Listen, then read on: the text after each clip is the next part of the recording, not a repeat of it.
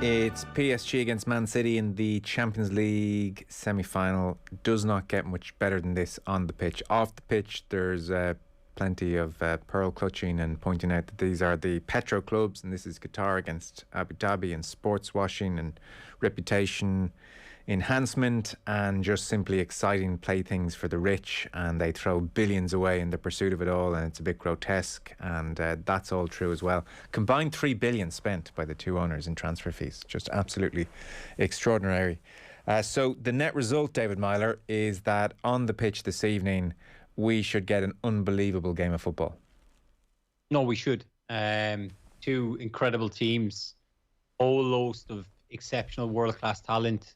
With City, you've got, say, the emergence of Phil Foden in the last 2 years, and you've got Kevin De Bruyne, and then, like, of course, with PSG, you've got Neymar and Mbappe. There's so much littered talent on this. It should be unbelievable, and I hope to God, Joe, it is. I hope it's not one of these boring 0-0 draws.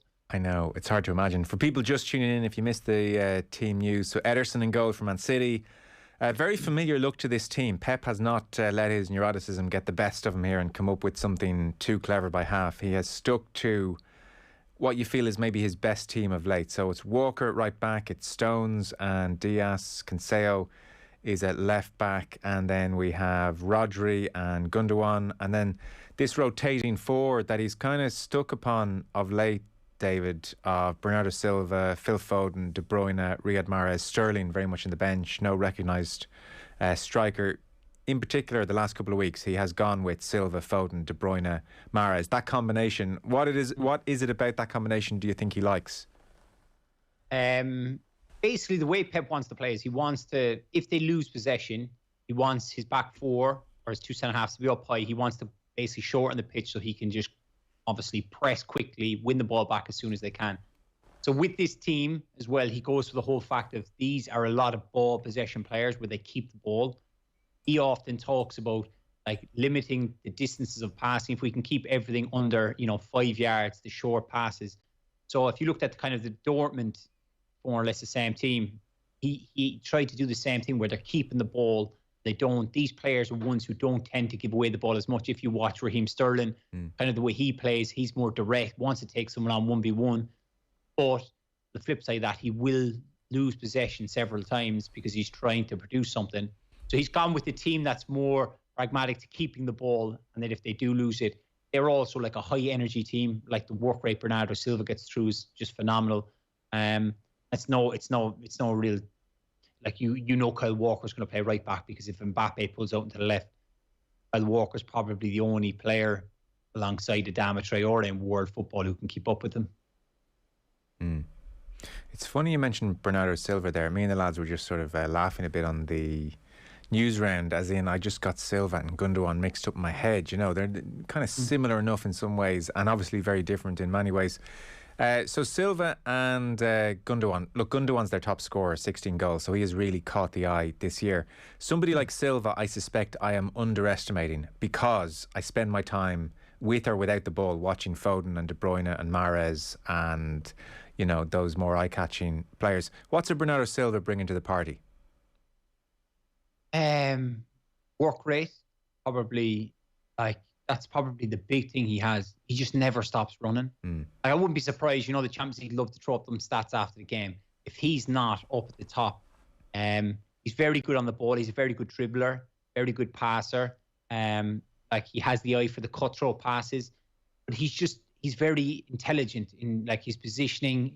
Certainly we know he's good going forward, but his defensive work, he'll know when to slot back to help, a holding midfielder or the right back. Prime examples, we know Riyad Mahrez is going to play high, wide and right, but he's not going to track back. He's not going to help Kyle Walker. There will be times, of course, where he'll have to because Kyle will be moaning at him. But Bernardo's very clever to be able to read that situation. It's like little things like that I often say, if you don't fully understand football and all about it, like a fella like Bernardo will go under the radar. You won't see the hard work he does. But he's certainly a fella that, you can see why Pep always goes to him. This is obviously the biggest game of their season. They're not going to get a better opportunity to win the Champions League. So you can see why Pep plays Bernardo. And what about Rodri? Where are you in Rodri? I love him. I'm a holding, I played as a holding midfielder. albeit, yes, we're very different. But it's just the way he is the link between defence, midfield and attack for Manchester City. He's the one who controls the ball. He dictates the tempo. He gets on it. He's very good at snuffing out danger. Excellent range of passing, whereas the short one. Like, a lot of people kind of don't look at the short passing, think it's very, but I'm talking about like the weight of pass, the speed of pass, playing the ball forward, taking the ball in the half turn, punching it through the lines to kind of, into a De Bruyne, Gundogan or Bernardo, getting them on the attack. I'm a very big fan of Rodri. I think he's an exceptional player. Okay, I'm going to make a point of watching Bernardo Silva very closely this evening. I've watched Phil Foden too closely for too long. Although, goodness me, Foden at the moment is just getting better and better and better. And I mean, you got to keep reminding yourself how young this guy is. Oh, I'm not like, it's kind of that one, wasn't it? The other day when they won the League Cup and everybody brought up it's his 4th League Cup and he's 20 years of age. Yeah. You're kind of thinking, what was I doing at 20? Or, there's kind of all those. But it's just phenomenal. It's amazing to think that we were all looking at this boy when he kind of came through and played a few games, that we were like, he needs to go on loan to maybe a lower half Premier League team, get more experience, get game time. But then he stayed with City. And it's just, it's perfect. It's worked out perfectly for him. Like, training with all these players, working with Pep Guardiola, like, he's just come on leaps and bounds. He almost strikes me when I watch him as almost a street footballer. Yeah. The way he plays, it's kind of natural. It's off the cuff. There's no too much thinking. There was a ball the other day in the game. He just plugged out of the sky, turns, and he's just off. His body movement. He almost has this like unorthodox run where the shoulders kind of come down and he slips and slides. But I'm jealous because England have this exceptional footballer at such a young age, and he is definitely going to be the driving force of Manchester City over the next few years. It's kind of interesting, isn't it, when you say he's a bit of a street footballer, and I think everybody knows exactly what you mean there, and he's probably the most academy produced footballer you'll find in there since year dot, absolute prodigy, and they've shaped him every step of the way. He's probably played not that much teenage football on the streets at all, so clearly, I mean, whatever development they've put together there at City has done the trick. No, 100%. But at the same time, somebody would be quick to highlight, how come there's not 3, 4, 5 Phil Fodens, if maybe in different positions or different players? Of course, they've got Liam Delap, who's a forward who's coming through, that there's, big talk about him, or how good he'll be. But I just get this feeling, Joe, that, Phil Foden's probably one of those who was training in the morning, doing his work, going home. He was probably out in an AstroTurf or out in the street, the local green or whatever, with his mates playing. Yeah, Colin Meggs on them all evening.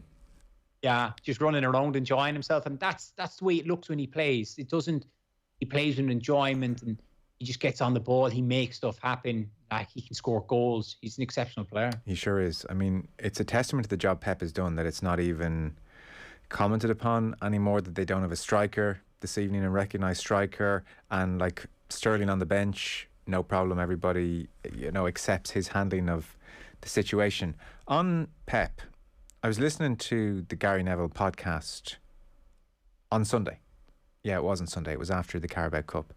And Neville, and he was kind of self-conscious in how he said it. He was talking to Martin Tyler, and he said, look, stop me if I'm getting ahead of myself here, but I think Pep Guardiola is the greatest manager of all time. And that was the level he was pitching him at. His influence on the game, split centre halves now, everyone copying what he's doing, and he's still ahead of the pack, 10, 12 years on. And he said, I just think he is the best. There is this nagging sense, though, with Guardiola. 2 Champions Leagues, he's never won it without Messi. 10 years now, no joy. 8 times knocked out in a row. This feels like his best chance to get that 3rd Champions League medal, which absolutely cements, his greatness at Man City and beyond. No, 100%. Look, he's in the conversation, is he? But he sort of needs to do it without Messi, doesn't he? That will be thrown at him. Yeah, and then of course somebody would probably throw the argument that he'll probably have to dip his toe into international football and kind of maybe win a major tournament internationally to be regarded outright as the best ever manager. But certainly, if you look at the way probably Guardiola's talking, Gary Neville's talking about Guardiola, it's kind of like the impact he's had on the game, in the sense of the overall picture of he has inevitably made so many different managers change their philosophies and the way they play.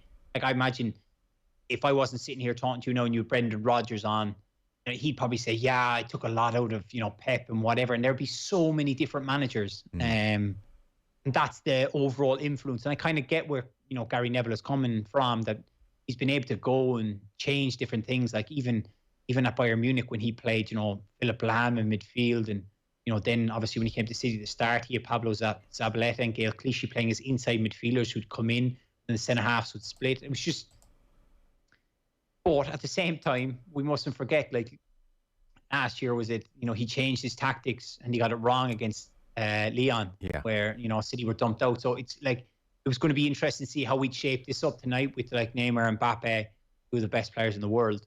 So there is a catch-22. Does he do too much tactical work? But there's no doubting that he is certainly one of the best managers to ever been involved in football. Well, you felt last year against Lyon, he'd locked himself in a room and overthought the whole thing and come up with a plan which, like I said at the start, was too clever by half. It's very interesting, the build-up this week. He's really making an effort to seem very relaxed. Like he's all smiles in the press conference. It's like he's trying too hard to be relaxed. Nobody's that relaxed either. So there's a bit of that going on. But even he was talking about how he's telling the players to treat this like a friendly, like as if the players could. But that's what he's saying. He's saying things like, for the moment, we have to enjoy the travel. We have to enjoy the coffee that we take in the airport terminal, the hotel, our dinner together, watching the semi-final between Chelsea and Madrid, the press conference, the hotel, the walk, the training, all of the process. It's not just the moment you're going to play. We're privileged to be one of the best 4 teams in Europe this season. We must enjoy it. When I arrive in the semi-finals, I'm always calmer than in other competitions, other moments. I have the sense of the work well done already, and I see the team is so happy and I'm in a good mood. So this is kind of the vibe he's trying to create. Did you ever get to that point yourself? Can you relate to what he's saying, that when you reach a certain stage in a competition or a certain level that you can almost relax a bit and enjoy it? Or is he more wishing and sounding hopeful there than basing that on any kind of fact? I think the only time I kind of experienced it was the playoff final in 2016 with Hull. Like we were going to play Sheffield Wednesday and we were probably a bit too relaxed because we kind of felt that we should have won the championship that year. And at the turn of January, we had gone in a bad run. We picked up some bad injuries to key players. And then we kind of filtered along. But once we'd beaten Derby in the playoff semi-final, like they were just epic games, the two of them. Like I think we won 3-0 away, and they came back and they beat us 2-0. And like they should have had a third goal and somebody missed, and they should have had a penalty. It was just whole drama. But once we kind of got through that, we did really enjoy the moment. We always felt like going into the final that we were going to win. That's the only time where I think we've all been a bit relaxed and kind of said, like, if we just treat this as another game and go through this, like he's talking about going through the phases, that yes, it is like a semi-final Champions League, but you have to treat it like they're playing Fulham, or if they're playing Liverpool, or if they're playing Arsenal, or if they're playing West Ham. To kind of just go through the steps, train the same way, prepare the same way, all that stuff. That's what he's trying to get the players to do. But even so, like if you look back at them, like the biggest thing for me the other day against Tottenham in the League Cup final was once they'd scored, there was never any nerve that kind of set in that they said, like, we'll sit off a little bit. They're like, they're mentality monsters. They just keep going and they just keep like, they go and they dictate the game and they take the ball into like Tottenham's half and just keep playing. Like it's like they're machines the way they just do it. And I think that a lot of that comes down to Guardiola, the way he has them drilled. They're just fantastic players, but they're just so clued in and they know exactly what they're doing. And that obviously is testament to him. But I expect them tonight to just go in this game, like dominate possession, like keep them on the back foot. It's just then those split key moments of when they do lose possession, how quickly can they win it back? They need to stop the balls getting into Neymar and Mbappe. Yes, well, let's talk PSG then. So look, I mean, Di Maria's back in, Verratti's in, Neymar is there, and Mbappe's leading the line. I was reading on Neymar, he was saying this is his happiest season of his career, 29 years old now. There is a sense he's kind of finally delivering on all the brilliant moments. He's delivering a bit more consistently. So he's only played 24 appearances in all competitions this year. He's had a lot of injuries, but he's scored 14 goals, 9 assists in those 24 appearances. By all accounts, just reading French media, his 2 best performances of the season were against Bayern. And last season, you felt he sort of delivered in the latter stages of the Champions League as well. Was the verdict ever out for you on Neymar a little bit when it came down to it, or were you always a huge fan? I've always been a big fan. Okay. Could you understand why people had misgivings about him? Oh yeah, like the rolling round on the floor. I'd pull my hair out, and I'm a big fan of his. Like I don't really mind the showboating either. You know, the flicks and the tricks. I think that's part and parcel of football. If you have the ability to do it, go and do it. But the rolling around and the screaming, that does get on my nerves. But there's no doubting. Look, he's one of the best footballers in the world. He can produce. He performs. Like you were talking about there, it's only his 24th game of the season. So tonight, what would be his 25th? Yeah. That's just down to probably, could be good man management, from Pochettino, that when he's been injured and he's coming back, they're not rushing him back. Of course, we all know about this big hoorah around his sister's birthday where he goes to Brazil. So maybe, like, I know lads who have played under Pochettino at Tottenham and who played under him at Southampton. They all spoke really highly out of his man management and how he could deal with players. He was like a father figure. So maybe he's brought a little bit of that love in there, and kind of he leaves Neymar and Mbappe be the kings of the town, kind of, puts their arm around him, and he's finding a way to get the best out of him so that they can perform. So if we're to bluntly sum up this game this evening, I suspect you think City will if not dominate possession, have a lot of possession. And can they break down PSG is the question. And then at the other end of the pitch, Di Maria, Neymar, Mbappe, can they sting City on the break? Is that the game this evening? Yeah. I think you've taken on my words. Yeah, City look, that's just the way City are. They're just going to keep the ball. They'll keep it moving. They'll probably get frustrated in chances. Look, Marquinhos is back tonight, so he'll be a massive plus for them. Certainly, they'll try and keep knocking on the door. It's just that can they break down PSG? Keylor Navas is an exceptional keeper. His record is unbelievable in the Champions League. And then it's can they stop PSG on the counter attack? Look, it's all good and well playing. Your Kyle Walkers and that with the pace they have with these boys are serious players.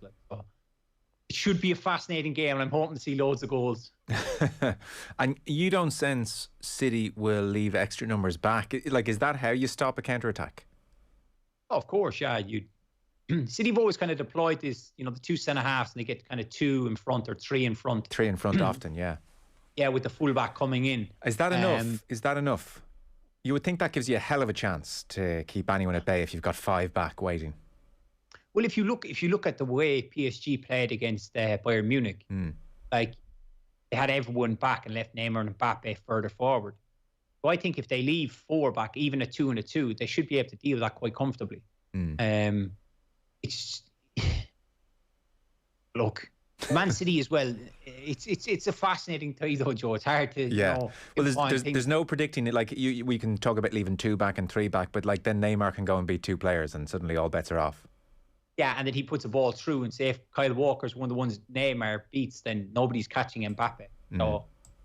So, I've sat on this radio station before saying like, oh, this game at the weekend is going to be like goals everywhere. Like United and Liverpool, everybody expected goals, and it was the worst game of football I've watched in 18 months. Yeah, but this should be. It has all the attributes to be a fascinating game, and with the players on show. That's what we want to see. This is what the Champions League is about. Yeah, here's hoping. Do you have a strong sense either way tonight if I had to push you for prediction? 1-1. I think it'll be, I still think like City will dominate possession, but I think it'll be very cagey. Like PSG obviously losing last year, City's first time there. Of course, like there'll be a little bit of nerves. Even you could tell, from the game last night between Chelsea and Madrid. Yeah. Like second half was kind of flat where, of course, Chelsea have got that away goal, so they're quite comfortable thinking we can go back to Stamford Bridge just to be better. But even Real are thinking they're dangerous. We don't want to, it kind of pitters out like that sometimes. But I would be leaning towards Manchester City. I think especially after winning the League Cup at the weekend, they've got that smell of winning trophies that they'll be on for it. Listen, enjoy it. David Meyler, thanks a mil. Thanks, Joe. Cheers. David Meyler there ahead of kick-off. Football on Off the Ball is with thanks to Paddy Power. For information on responsible gambling, visit gamblingcare.ie. Football on Off the Ball with Paddy Power. Who needs Wes when you've got Jack Byrne, who also won't get his game? Gamble responsibly. Gamblingcare.ie. Sean, what's that thing going round the garden? That is our new Husqvarna Automower. Automower? Yeah, it's a robotic lawnmower from Husqvarna. Cuts the grass automatically, has GPS tracking and an app. Even works in the rain. I just thought, why spend time cutting grass when I could spend it with the family? Great! You can put the dinner on, so. No can do, love. Have to paint the man cave. Husqvarna Automower. Never mow again. Learn more at husqvarna.ie. Boyle Sports now has dozens of new player markets on the Boyle Sports app, powered by Opta. Fancy that informed striker? Markets now available on shots, left foot, right foot and headed goals. Or how about total passes, tackles, assists? They're all available on every match. Boyle Sports. This is betting. Gamble responsibly. See gamblingcare.ie 18+. You wouldn't buy a car without knowing its history. So why would you buy a story without knowing who's telling it? Come here and I tell you. It's not always easy to verify what you see, read or hear. But now there's help. Visit www.bemediasmart.ie. Stop, think, check. Be Media Smart. Brought to you by Media Literacy Ireland. Proudly supported by News Talk. Guaranteed Irish business members are working hard to support jobs, communities and help our economy recover and prosper beyond COVID and Brexit. Black Knight added new web hosting and e-commerce services so Irish businesses can sell online. Now they provide broadband for homes and businesses too, supporting workers and connecting customers.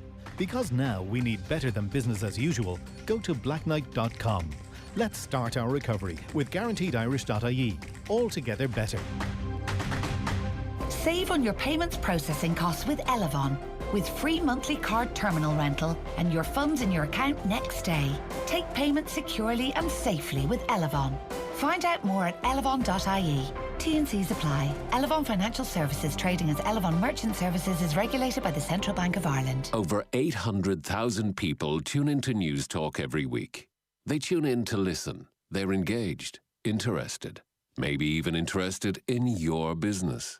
Whether you're selling to customers, to businesses, selling online, or getting ready to reopen, your next customer could be listening right now. If you'd like to talk to them, talk to us. Email advertising@newstalk.com. Every dream home deserves a stylish gate, and at Killeen Engineering, we take great pride as Ireland's premier gate company. Every gate we create is lovingly designed and handcrafted, and then we install and automate it using smart technology. With Killeen Engineering, it's easy and hassle-free. See what your dream gate could look like. Configure and price it now on our website or speak to our experts at killeenengineering.ie. Killeen Engineering. Stylish, safe, smart. Off the ball. This is News Talk.